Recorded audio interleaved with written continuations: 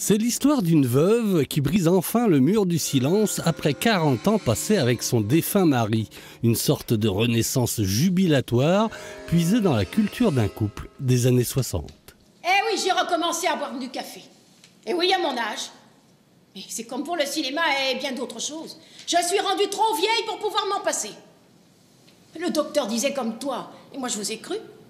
Mais moi j'ai découvert que c'était pas le café qui me donnait des sueurs et des palpitations, c'était toi. C'est un peu l'histoire romancée de ma mère et de sa génération qui avait pas beaucoup d'options, de familles nombreuses, devait se marier tôt, devait faire abstraction d'avoir une carrière pour élever des enfants. Donc c'est une génération où les couples se parlaient pas tant que ça, il y avait des silences importants dans les ménages. Donc c'est tout ça qui m'a inspiré cette histoire-là. Et au théâtre, tout est permis, y compris le retour du défunt.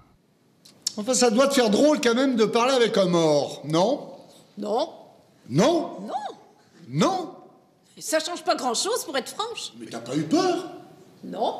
Enfin, je veux dire, quand tu m'as vu sortir, t'as pas eu envie de crier?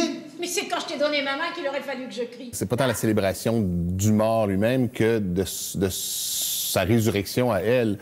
Elle se permet, suite au défunt de son mari, de vivre des choses qu'elle se permettait plus de vivre, de dire des choses qu'elle faisait plus, elle recommence à boire du café, elle recommence à aller au cinéma, elle recommence à rire. Un rire communicatif à goûter sans modération ce soir à 20h30 à l'espace Mauriac.